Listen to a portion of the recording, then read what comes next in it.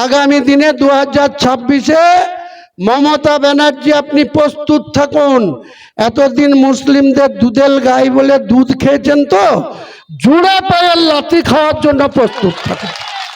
যে মুর্শিদাবাদের মাটিতে দাঁড়িয়ে মমতা ব্যানার্জি হুমায়ুন কবিরকে তার ভোটের স্বার্থে স্ট্রং ম্যান আখ্যা দেয়, আজকে হুমায়ুন কবির বাবরি মসজিদ করতে গিয়ে তিনাকে বলা হচ্ছে বিশ্বাসঘাতক।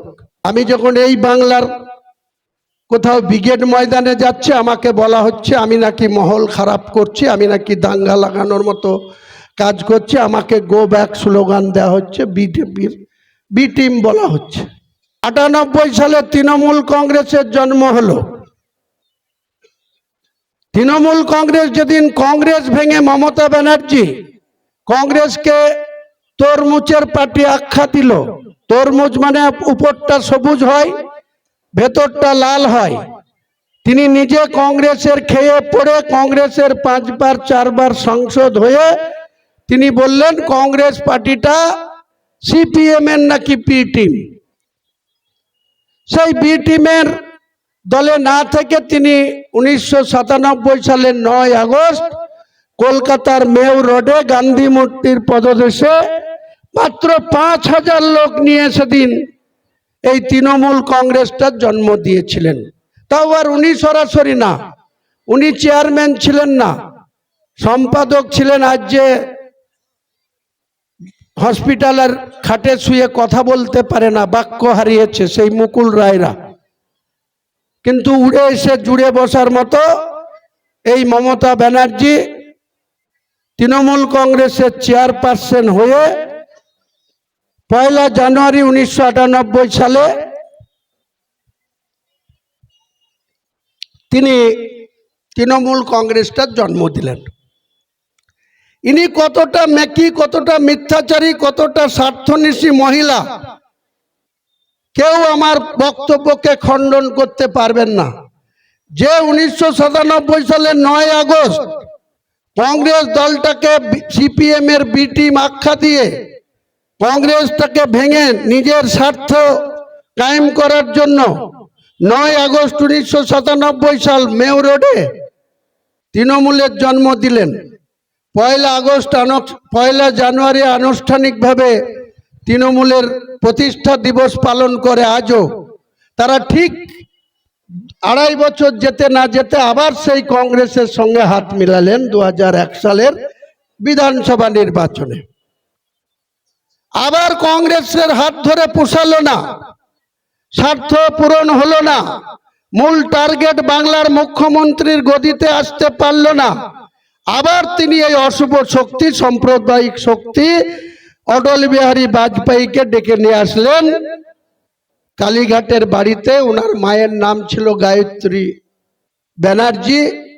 সেই গায়ত্রী ব্যানার্জিকে অটল বিহারী বাজপেয়ীর মতো একজন মনীষী ব্যক্তি, তিনি গায়ত্রী ব্যানার্জির পায়ে হাত দিয়ে প্রণাম করলেন। কোথায়?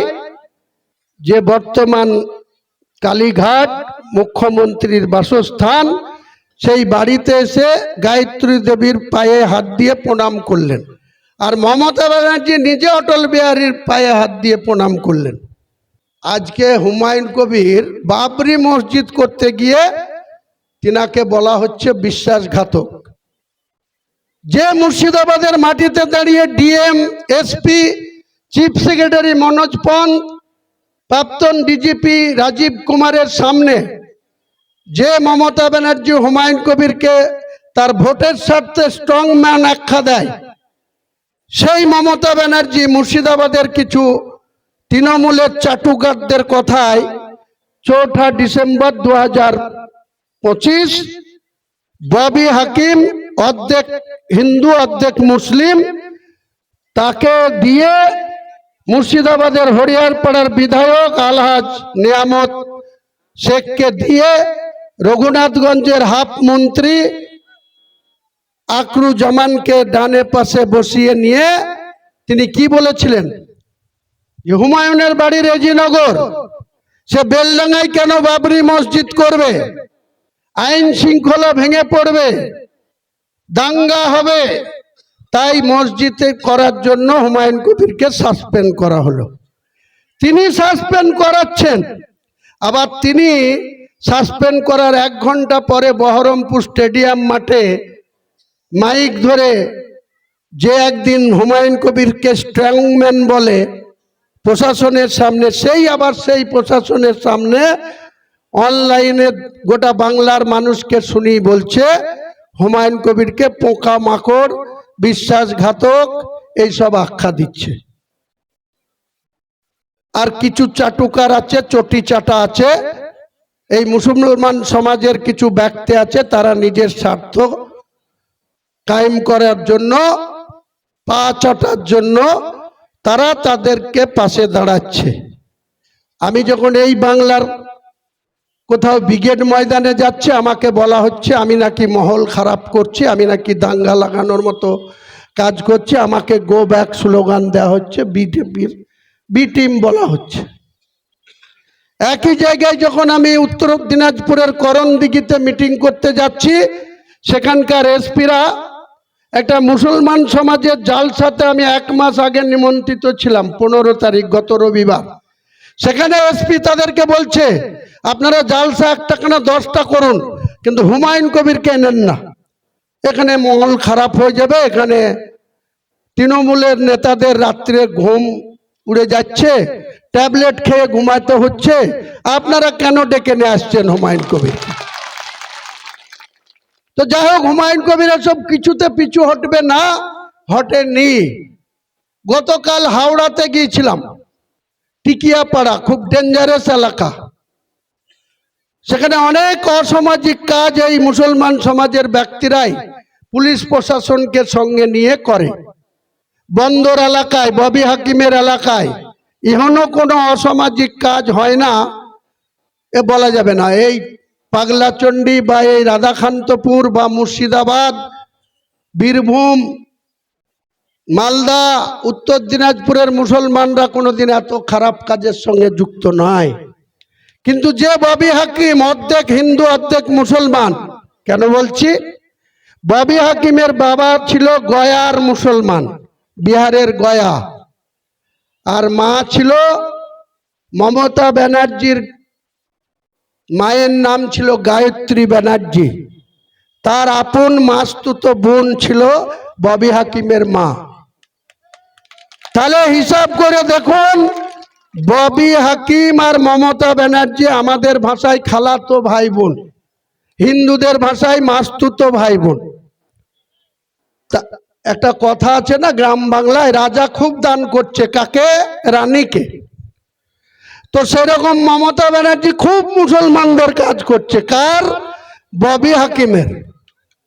ববি হাকিমকে এই যে আমাদের ওয়াকফ সম্পত্তি, কলকাতায় 5.5 বিঘি জায়গা, যার কয়েক কোটি টাকা মূল্য, সেই জায়গাতে ববি হাকিমের বউয়ের নামে বিরাট মার্বেল টাইলসের দোকান চালাচ্ছে। কার জায়গায়? গরিব মানুষের ওয়াকফ সম্পত্তির জায়গা। তিনি হচ্ছেন মুসলমানদের মাসিয়া। আর একজন আছে, আমাদের নবী সাহেবের সুন্নত রেখেছে, মাথায় সবসময় টুপি খুলেন না। তিনি একসময় সিপিএম এর টাইমেও দেখেছিলাম, আমাদের ওখানে এই গঙ্গা পার হয়ে কাদখালি বলে একটা জায়গাতে আজ থেকে 30 বছর আগে এই সিদ্দিকুল্লাহ চৌধুরী জালসা করতে এসেছিল। তো সেই জালসায় দেখছি সিপিএম এর 3 জন পুলিশকে নিয়ে এসছে সিকিউরিটি। তা আমি সিদ্দিকুল্লাহ চৌধুরীকে সেদিন বলেছিলাম ডায়াসে যে আপনি ইমাম মানুষ, ভালো বক্তা, রাজ্যের জমিয়ত উলামাহীনের রাজ্য সভাপতি, তা আপনাকে আবার পুলিশের সিকিউরিটি কেন? আপনার কি আল্লাহর উপরে ভরসা নেই? আপনি ইমাম মানুষ, আপনি এত জমিয়ত উলামাহীনের রাজ্য সভাপতি, আপনার গায়ে কে হাত দিবে? তো বলছে ওটা আমাকে রাখতে হয়, না হলে কিছু চ্যাংড়া ছেলে পিলে আছে তারা আমার পিছনে লাগে। তা চ্যাংড়া ছেলে পিলেকে রুখতে গিয়ে তিনার নিজের ক্ষমতা নাই, তিনি বামফ্রন্ট সরকারের পুলিশ নিয়ে তিনি জালসা করে বেড়াতেন। তিনি একসময় 2016 সালে কলকাতায় কিছু তলবিলিম, এমনি তালবিলিম বলে কিন্তু আসল কথা তলবিলিম, মাদ্রাসায় যারা শিক্ষা নেয়, আরবি উর্দু শিক্ষা নেয়, তাদেরকে জোগাড় করে মমতা ব্যানার্জিকে হুঙ্কার দিলেন। কিসের জন্য? সারা পশ্চিম বাংলার মুসলমানদের জন্য না, শুধু নিজের স্বার্থ কায়েম করার জন্য মমতা ব্যানার্জিকে 2016 সালের বিধানসভা ভোটের আগে বলল যে আমাদেরকে যদি গুরুত্ব না দেওয়া হয়, জমিয়তুল মুমিনকে যদি 10টা সিট না দেওয়া হয়, তাহলে আমি সব নষ্ট করে দেবো, মমতা ব্যানার্জির মুখ্যমন্ত্রী হওয়া চলবে না। হুঙ্কারটা দিল 10টা, আর আস্তে আস্তে সেই হুঙ্কার, সিংহের হুঙ্কার বিড়ালের রূপ নিল। বিড়াল যেমন ম্যাও ম্যাও ম্যাও ম্যাও করে, সেই ম্যাও ম্যাও করে 2টো সিট, তাও আবার নিজের কোনো প্রতীকের দম নাই যে নিজের কোনো প্রতীকে লড়াই করব। এই মমতা ব্যানার্জির জুড়া ফুলের প্রার্থীতে উনি মঙ্গলকোট বর্ধমানের উনি নিজে দাঁড়ালেন, আর নজরুল ইসলাম বলে একজনকে মালদার মুথাবাড়িতে দাঁড় করালেন। নিজে কোন রকম জিতলেন, তার একটা সিট নজরুল ইসলামকেও জিতাতে পারলেন না।